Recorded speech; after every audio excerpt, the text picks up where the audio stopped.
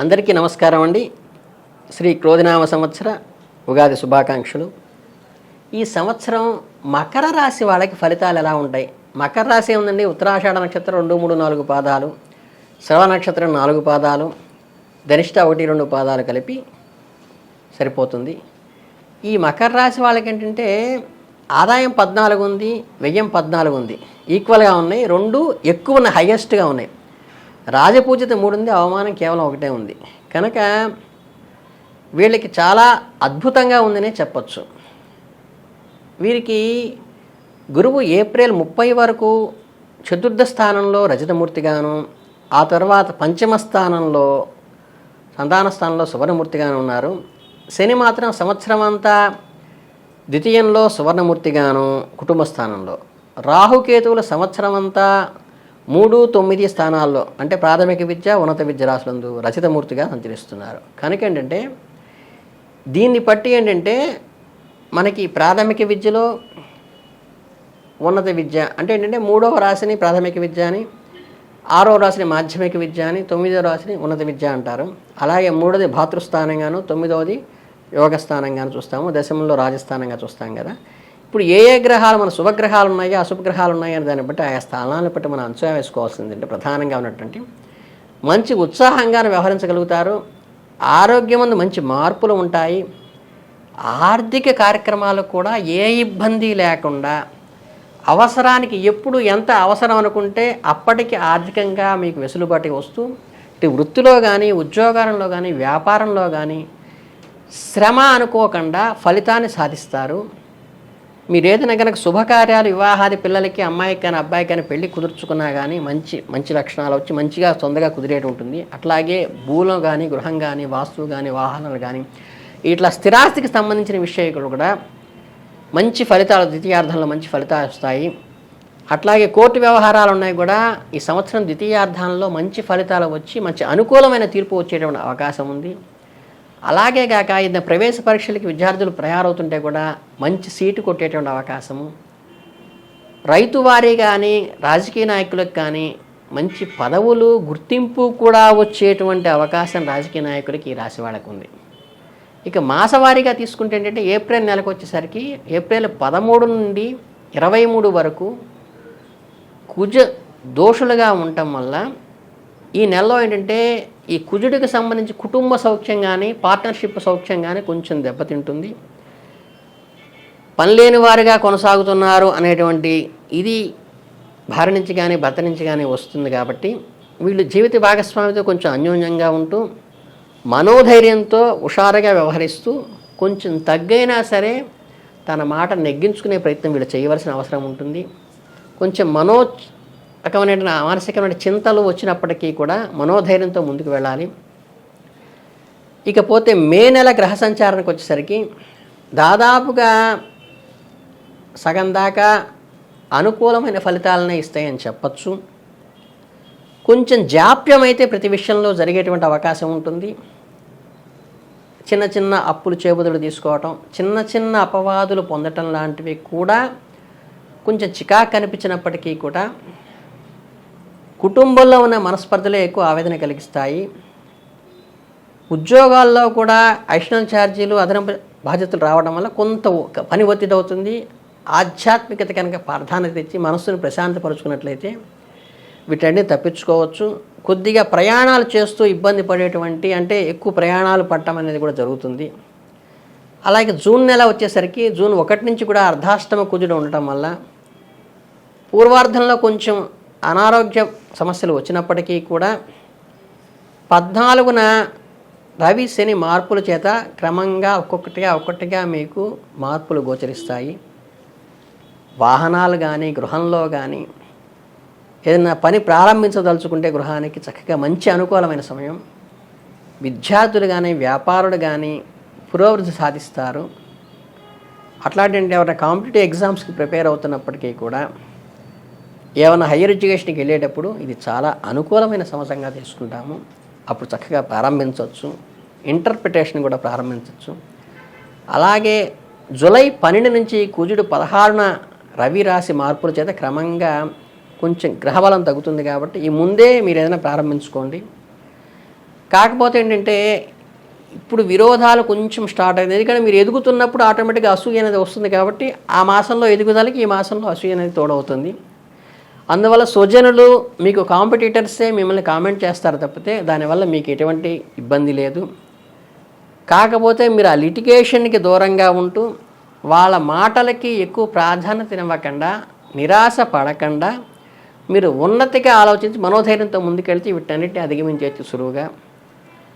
August మాసంలో ఏంటంటే August 26న కుజుని రాశి మార్పు జరుగుతుంది కాబట్టి మంచి స్వాగతించగలిసిన విషయాలని అక్కడ ప్రారంభమవుతాయి. అలాగేంటంటే అధికారులను సమాధానపరుచుకుంటూ జాగ్రత్తగా కుటుంబంలో ఎవరి తీరు వారిగా ఉందనుకోకుండా అందరినీ కలుపుకొని బయట వాళ్ళ మాటలు పట్టించుకోకుండా తన సంతానము, తన తల్లిదండ్రులు, తన భార్యల వాళ్ళ యొక్క అనుబంధంతో ముందుకు పెనవేసుకుంటూ వెళ్ళి మాసాంతానికి వచ్చేసరికి ఎంతో ఉత్సాహంగా మీరు వృద్ధి చెందటానికి ఇవన్నీ కూడా మీకు అనుకూలిస్తాయి. అలాగే మీకు సెప్టెంబర్ మాసంలో గ్రహ సంచారానికి వచ్చినట్లయితే ఏమవుతుందంటే ప్రయత్నాలు చక్కగా ఫాస్ట్గా ఒక చర్యలో కానీ క్యాటలిస్ట్ రాగానే చర్య ఎలా స్పీడప్ అవుతుందో అలా వృత్తిలో కానీ ఉద్యోగంలో కానీ అన్ని ఆటంకాలు అధిగమించుకుంటూ చక్క ముందుకు వెళ్ళడానికి ఈ మాసం అనుకూలమైనటువంటి. దీన్ని ప్రాపర్గా ఉపయోగించుకోండి. అలాగే ఏమైనా భూములు కొనాలన్నా, అపార్ట్మెంట్స్ కొనాలన్నా మీ జీవిత భాగస్వామి సలహాను తీసుకుని, సోదర వర్గాన్ని సలహా తీసుకుని పెట్టుబడులు పెట్టండి. వ్యాపారంలో కానీ రుణ సమస్యలు ఏమైనా ఉంటే తీర్చుకోవాలంటే ఈ నెలలో తీర్చుకోవడానికి మీకు శక్తి ఖచ్చితంగా వస్తుంది అని చెప్పవచ్చు. అలాగే అక్టోబర్లో ఏంటంటే 20వ తారీఖు వరకు మీకు పట్టిందల్లా బంగారం. అంటే మీరు ఏదైనా సరే కార్యక్రమాలు జీవితానికి ఉపయోగపడేవి ప్రారంభించాలంటే ఈ 20వ తారీఖు లోపు చేసుకుంటే మీకు ఖచ్చితంగా వృద్ధిలోకి వస్తారు. కొత్త జీవితం కానీ, కొత్త ఉద్యోగం కానీ, కొత్త వ్యాపారం కానీ సాధించడానికి చాలా అనుకూలమైన స్థితం. గతంలో వాయిదా పడ్డవి కూడా మొత్తం పూర్తి చేసేస్తారు. ఆదాయం మంచి సంతృప్తికరంగా ఉంటుంది. 4వ వారం నుంచి కొంచెం సంయమనం పాటిస్తూ ఉంటే సరిపోతుంది. ఇకపోతే నవంబర్ మాసంలో వచ్చేసి ఏంటంటే కుజుడు కానీ, రాహువు కానీ, శని కానీ సంచారము కొద్దిగా ప్రతికూలంగా ఉంటుంది. దీనివల్ల మిగతా గ్రహాలు అనుకూలంగా ఉన్నప్పటికీ కూడా ఉద్యోగ వ్యాపారంలో సమతుల్యతతో ఈ శుభగ్రహాల అనుకూలత తోడొస్తుంది. మనం ఇంతకుముందు వృద్ధిలోకి వచ్చింది అసూయ అనే జ్వాల దీనివల్ల ఈ గ్రహం వల్ల కొంచెం కొడుతుంది. అయినప్పటికీ వాళ్ళని ఎవరిని మీరు పట్టించుకోకుండా మీరు అనుకున్న దృక్పథాన్ని సాధిస్తూ మీరు ముందుకు వెళ్ళాల్సిన అవసరం ఉంది. ఊహించిన ప్రయాణాలు కొన్ని తగులుతూ ఉంటాయి. అయినప్పటికీ బాధ్యతాయుతంగా మీ జీవితం కోసం, మీ అభివృద్ధి కోసం మీరు చేస్తున్న ప్రయాణాలని శ్రమ అనుకోకుండా చేయండి. డిసెంబర్లో గ్రహ సంచారానికి వచ్చేసరికి మాసం యొక్క ఆరంభంలో నెల మొదట్లో ప్రతికూలంగా ఉన్నప్పటికీ కూడా కొంచెం శారీరక మానసిక ఒత్తిడికి గురైనప్పటికీ కూడా వీటి వల్ల అనుకున్నటువంటి ఫలితాలు వచ్చి వృత్తి ఉద్యోగాల్లో అభివృద్ధి మార్పులు కూడా వస్తాయి. చెల్లింపులకు తగిన ఆదాయం చక్కగా అమరుతుంది. మీకు ఇతరుల నుండి ఏమీ ఆశించకుండా ఎవరి సహాయము పొందినప్పటికీ కూడా మీరు వృద్ధిలోకి వస్తారు. దీనివల్ల ఎవరైనా అసూయ పడితే దాన్ని మీరు పట్టించుకోబాకండి. జనవరి నెలలో గ్రహ సంచారం ఎప్పుడూ కూడా కొంచెం దోషకరంగా ఉన్నది. గ్రహపరంగా అయితే ఇంటా బయట కొంచెం సామాన్యంగా నడుస్తుంది, ఆ స్పీడప్ తగ్గి. బట్ వివాహాది శుభకార్యాలకు మాత్రం మాసాంతంలో మంచి ఫలితాలు ఉంటాయి కాబట్టి శుభకార్యాలకు మాత్రం ప్రారంభించవచ్చు, కొత్త విషయాలు కాకపోయినప్పటికీ.